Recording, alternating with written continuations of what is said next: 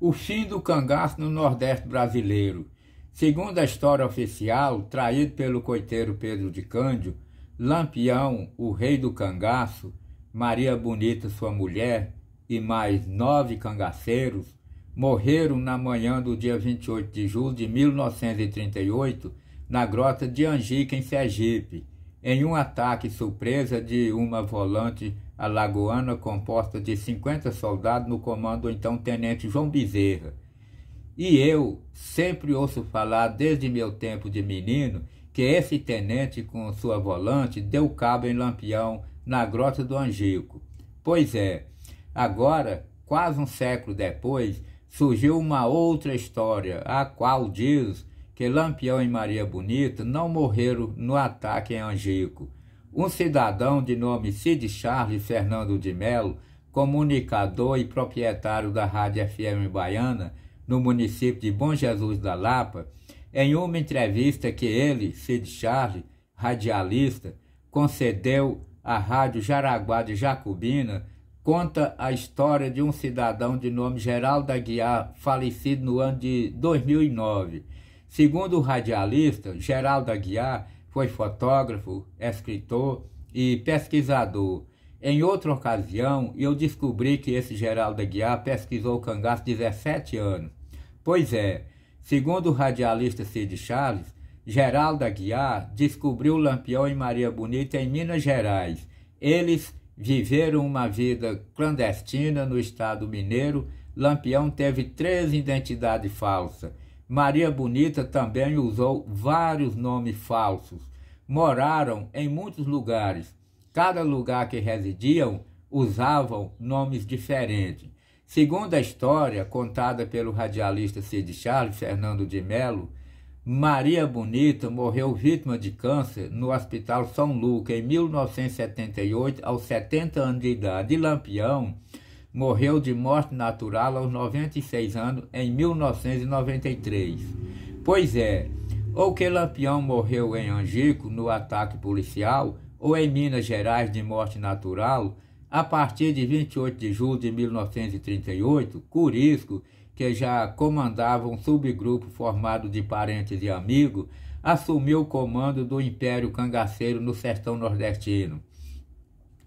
Seus primeiros crimes como novo rei do cangaço foi tentar vingar a morte do compadre Lampião, mas acabou matando pessoas inocentes que não tinham nada a ver com a morte ou sumiço do rei do cangaço. Curisco suspeitou de um coiteiro de nome Domingo de Venturas, que seria o responsável pelo acontecido na grota de Angica, em Sergipe.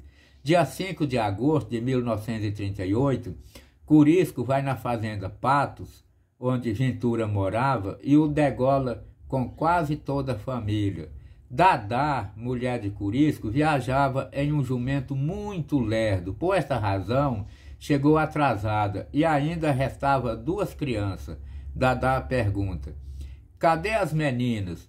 Curisco responde: já mandei matar aquelas pestes e ordena a seus cangaceiros: leva esses aí e corta a cabeça deles também. Dadá atravessa na frente das crianças, corajosamente saca de um parabelo 9mm e fala: Curisco, esses meninos são inocentes, não tem nada a ver com a morte de compadre Lampião. Neles ninguém põe a mão. E apontou o parabelo no peito de Curisco e disse: se vós me ser tocar nessas crianças, eu te toro no tiro. Curisco olhou para Dadá com um olhar tão rancoroso que ela tremeu todinha, mas acostumada a enfrentar de tudo na vida, ficou firme. Então Curisco lhe disse: tá bom, essas pestes ficam para contar a história. Mas para manter a autoridade falou: depois eu volto aqui e acabo com a raça. Mas Curisco não teve a mesma sorte de seu compadre Lampião, que comandou o cangaço por 20 anos. Pois não demorou muito tempo, Curisco, em um confronto com a polícia baiana, foi baleado nos 2 braços.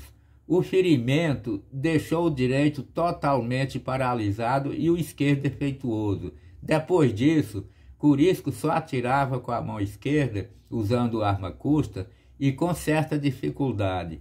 A partir daí, então, Dadá assumiu o comando do cangaceiro e decidia tudo. Mas naquela época, o preconceito reinava forte entre os homens. Então, seus cangaceiros, não admitindo ser dominado por uma mulher, um se entregou à justiça, outros deixaram o cangaço e foram embora para outras terras bem distantes.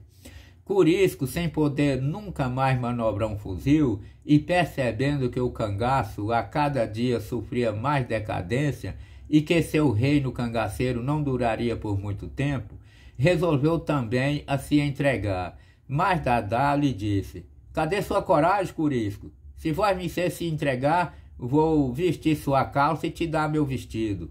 Então Curisco resolveu ir para Bom Jesus da Lapa. De lá, fugiria para Minas Gerais. Nessa trajetória, Curisco e Dadá passa na casa de um compadre e pernoita por lá. No outro dia, ao despedirem sua afilhada de nome Zefinha, pegou a chorar querendo ir com os padrinhos. Como com o consentimento dos pais, Curisco e Dadá leva a afilhada consigo. Disfarçado de romeiro, chega na fazenda Pacheco, de propriedade de seu José Pacheco, em Barra dos Mendes, na Bahia. Lá pede para ficar e para descansar. Sucedeu que o tenente Zé Rufino já estava há alguns dias no encalço de Curisco e Dadá. Tendo informação que eles estavam na fazenda Pacheco, o oficial, com uma volante composta de 18 soldados, às 4 horas da tarde do dia 25 de maio de 1940, cerca a casa de seu José Pacheco e manda bala para cima de Curisco e Dadá.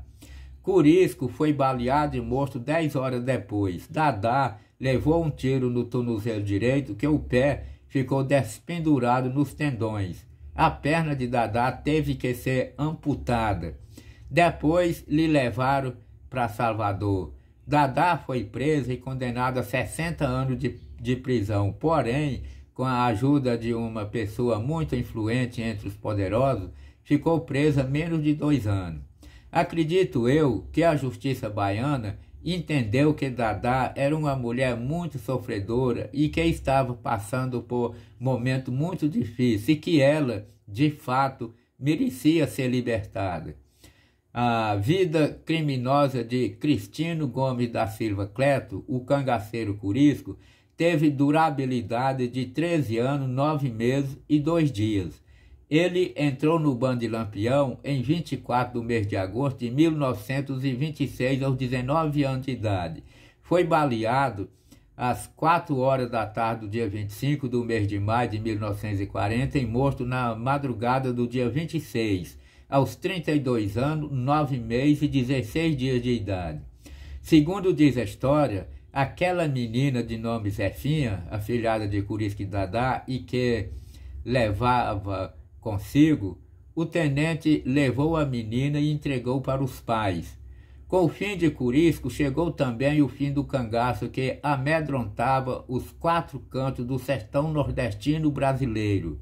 Sendo Curisco o novo rei do cangaço e o último cangaceiro a atuar, apesar de seu império ter durado menos de 2 anos depois da morte de Lampião, foi também, sem dúvida, um dos cangaceiros famosos que entrou para a história do Brasil e do mundo e que vem sendo contada de geração a geração, através de documentários gravados em vídeos e registrados nos canais do YouTube, e livros escritos pelos escritores e pesquisadores de alto nível.